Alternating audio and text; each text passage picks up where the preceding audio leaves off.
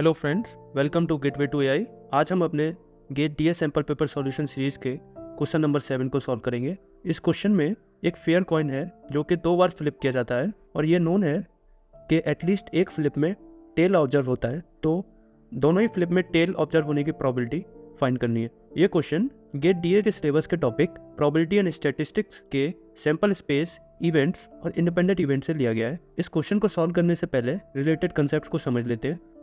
सबसे पहले probabilistic model को समझते हैं। किसी भी प्रोबेबिलिस्टिक मॉडल में एक प्रोसेस इन्वॉल्व होती है जिसे एक्सपेरिमेंट कहते हैं, और उस प्रोसेस में नंबर ऑफ रिजल्ट्स प्रोड्यूस होते हैं जिनको हम आउटकम्स कहते हैं। अगर हम किसी भी एक्सपेरिमेंट के सारे आउटकम्स को एक सेट में प्रेजेंट कर दें तो उसको सैम्पल स्पेस कहते हैं। सैम्पल स्पेस फाइनाइट भी हो सकता है और इनफाइनाइट। अगर हम सैम्पल स्पेस का सबसेट ले लें तो उसको इवेंट कहते हैं। किसी भी प्रोबेबिलिस्टिक मॉडल के 3 मेन एलिमेंट्स होते हैं। पहला एक्सपेरिमेंट, दूसरा सैम्पल स्पेस और इवेंट्स, और तीसरा प्रोबेबिलिस्टिक लॉ। एक्सपेरिमेंट एक प्रोसेस है जो कि नंबर ऑफ आउटकम्स प्रोड्यूस करती है, और सारे आउटकम्स को कंबाइन कर दे तो सैम्पल स्पेस हमें मिल जाता है। और सैम्पल स्पेस में से एक सबसेट हम ले लें तो हम उसको इवेंट कहते हैं। और हर इवेंट को एक प्रोबेबिलिटी असाइन की जाती है एक प्रोबेबिलिस्टिक लॉ के अकॉर्डिंग।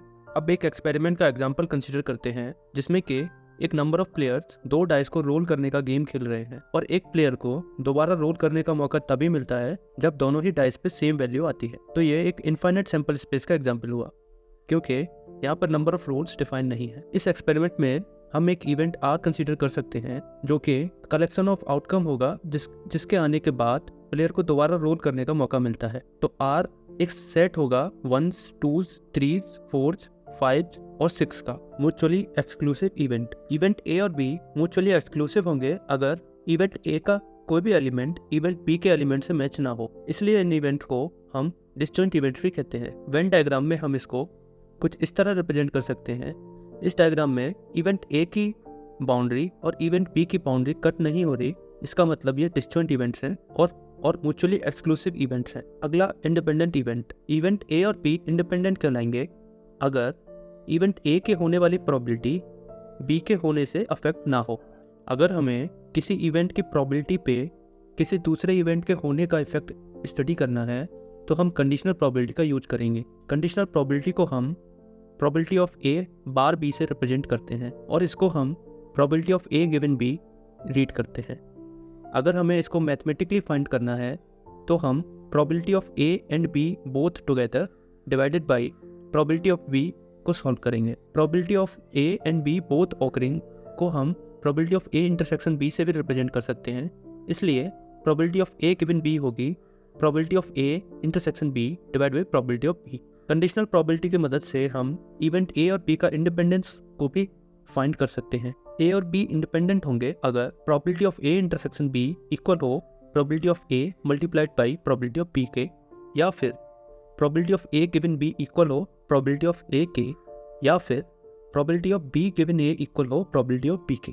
चलिए अब क्वेश्चन को सॉल्व करते हैं। क्वेश्चन में एक फेयर कॉइन को 2 बार फ्लिप किया जाता है और कम से कम एक फ्लिप में टेल ऑब्जर्व होता है, तो दोनों ही फ्लिप्स में टेल ऑब्जर्व होने की प्रोबेबिलिटी फाइंड करनी है। एक कॉइन के फ्लिप में या तो हेड ऑब्जर्व होगा या फिर टेल। इसलिए इस एक्सपेरिमेंट का जो सैम्पल स्पेस होगा वो 2 फ्लिप में जितने भी हेड और टेल के कॉम्बिनेशन ऑब्जर्व होंगे वो हो जाएगा। या तो दोनों ही फ्लिप्स में हेड ऑब्जर्व होगा, या फिर दोनों ही फ्लिप्स में टेल ऑब्जर्व होगा, या फिर एक में हेड और एक में टेल और वाइस वर्सा ऑब्जर्व होगा। तो ये चारों आउटकम्स का सेट एक सैम्पल स्पेस कहलाएगा। अब हम 2 इवेंट्स कंसीडर करते हैं। इवेंट ए को हम वो कह सकते हैं जिसमें कि एटलीस्ट 1 टेल ऑब्जर्व हो। दूसरे इवेंट को हम दोनों ही टेल ऑब्जर्व होने वाला इवेंट बोल सकते हैं।